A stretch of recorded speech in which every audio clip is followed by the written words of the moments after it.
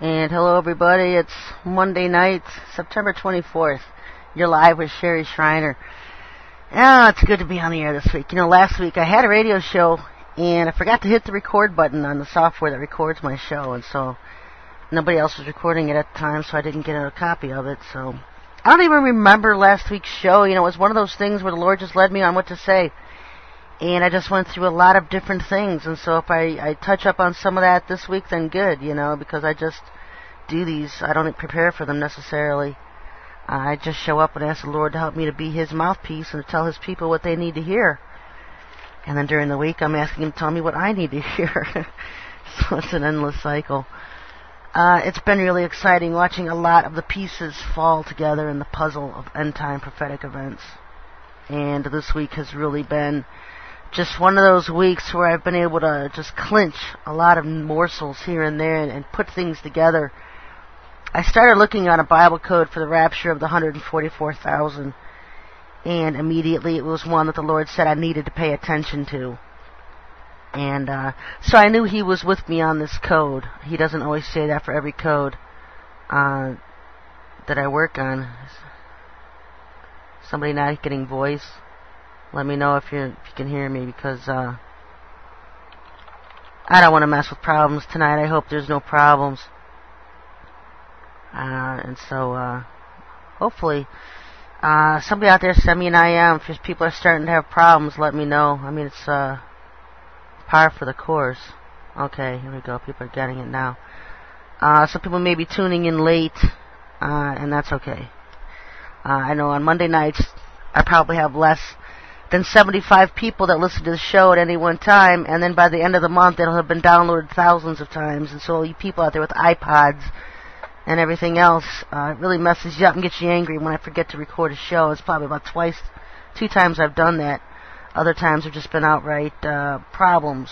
I can't say what they were. Problems. I don't know if I was being sabotaged or whatever happens with computers and the internet. And so anyway, what I wanted to do tonight was tell you about some of these pieces of the puzzle. The last couple of weeks I've been talking about the Horseman, the 4 seals, the 4 horsemen. And the Lord's had me that for a while now. And I know when He keeps me in something, because there's something there, there's something He wants to show or teach, keeps bringing you back to something and back and back and back. And that's how He leads you. That's how He teaches you. You'll learn to recognize how He works with you when you ask Him to teach you the truth in all things, and then He shows you something and then keeps taking you back and back. Because He teaches little bits at a time. He'll give you a little bit here, a little bit there. And so that's what He does to me all the time. And so the 4 horsemen, I know that there's things to go yet on it. But what has shocked me the most, and I can't say it's shocking because it just fits all the pieces in the puzzle, is that this coming Maitreya is indeed the black horseman. And so when you look at the 3 horsemen, the 3rd horseman, the black horseman, is famine. And I've always said that he would arrive on the heels of a famine. He's the cause of the famine. I always knew they were associated. But he is definitely the cause of this coming worldwide famine. And so, when the Lord told me, when I was asking Him, okay, I'm doing a rapture of the 144,000, when is it going to be? Is it next year? And He said next year is a famine year. And so guess who's going to be here, folks, in 2008? It's going to be Maitreya. He is coming. And so there's little doubt about it. I know most of the world is looking at Bush and Cheney and the UN and the EU and all these different human counterparts that could come as the Antichrist and stuff. I've never, the Lord's pulled me away from that years ago. And He's had me watching this Maitreya and this coming Sananda, this coming Jesus. And what really blew my shoes off, and one sock after the next, was to know that this Jesus that's coming is the pale horse rider. And so not only do you have Maitreya as the black horse rider, but you have this coming Jesus as the pale horse rider. And the pale horse rider, I just announced last week and the week before, that he is, when he comes, we're looking at a virtual alien invasion on Earth. Because when the pale horse come, hell and death follow him. And Satan is always associated with this Jesus that comes.